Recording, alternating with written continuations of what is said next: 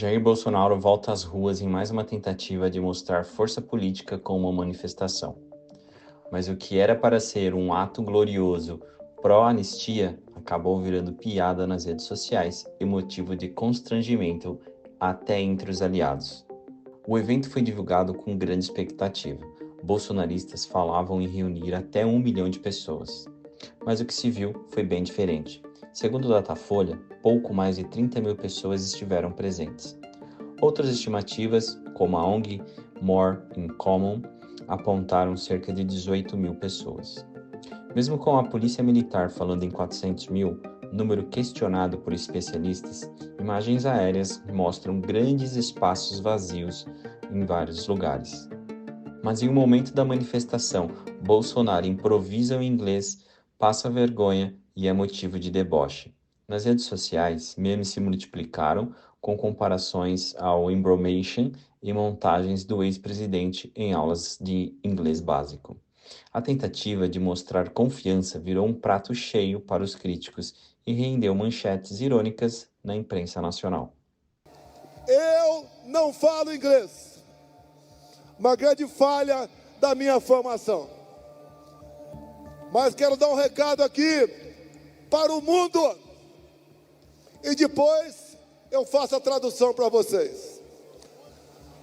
Popcorn and ice cream sellers sentenced for coup d'etat em Brasil. Ou seja, corneteiro, sorveteiro e pipoqueiro dando golpe de Estado no Brasil. É uma vergonha. Condenar mais esses dois por um crime que não existiu. Me acusam de golpe de Estado. Segundo a Polícia Federal, do Alexandre de Moraes, do Fábio Chor, que começou em julho de 21, numa live. Você começou a dar um golpe de Estado numa live. Agora vamos ver. Vamos falar quem deu o golpe em outubro de 22? Quem tirou Lula da cadeia? Foi um CEP errado. O cara condenado em 3 instâncias por corrupção, lavagem de dinheiro, é tirado da cadeia. Quem descondenou Lula para ele fugir da lei da ficha limpa e se tornar candidato? Os mesmos. E o golpe? O que mais eles fizeram para botar o Lula lá?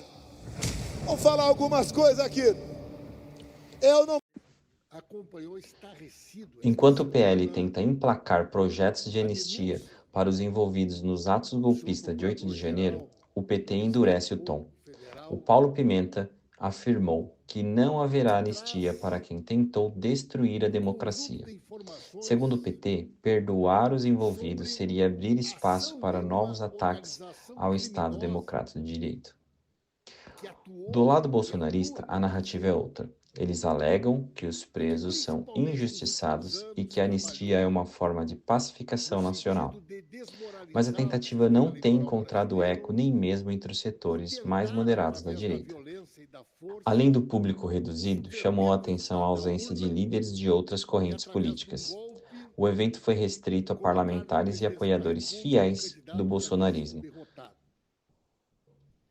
O recado foi claro: Bolsonaro segue com o apoio de sua bolha, mas está cada vez mais isolado do cenário político mais amplo. De relato cronológico do modo que trabalhou esta organização criminosa, chefiada pelo ex-presidente Jair Bolsonaro, pelo general Braga Neto, general 4 estrelas, que foi seu candidato a vice, e que No fim, o ato reforça o que muita gente já percebeu. O bolsonarismo está longe de ter a força que já teve. Entre o inglês flopado e o público esvaziado e o discurso reciclado, Bolsonaro sai da manifestação com menos apoio e com bem mais memes. Golpe do dia 8 de janeiro. É importante, senhor presidente, que a gente entenda que este grupo criminoso começou a agir muito antes. Nós que tivemos a oportunidade de conviver com o Bolsonaro aqui como deputado, e eu tive a oportunidade de conviver por vários mandatos com o Bolsonaro aqui nessa casa, na realidade não nos surpreendemos de nada disso que veio a público.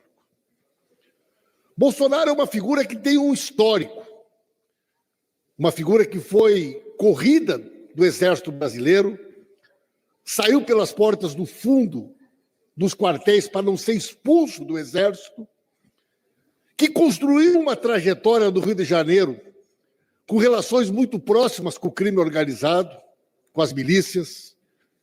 Basta uma análise dos colégios eleitorais que historicamente elegeram o Bolsonaro e os filhos dele, que nós vamos ver que a votação dele sempre veio das áreas comandadas pelo crime organizado e pela milícia. Enquanto isso, Gleisi Hoffmann postou em suas redes sociais uma indignação, abre aspas. A maioria do povo brasileiro não apoia a anistia e os repetidos ataques a ministros do STF e ao presidente da Câmara. No palanque da extrema-direita em São Paulo, reforçam o acerto do judiciário em processar os comandos da tentativa de golpe de 8 de janeiro. Mesmo no banco dos réus, seguem mentindo, oferecendo e ameaçando o Estado democrático de direito, que tentaram abolir para manter o réu Jair Bolsonaro na disputa pelo poder, fecha aspas.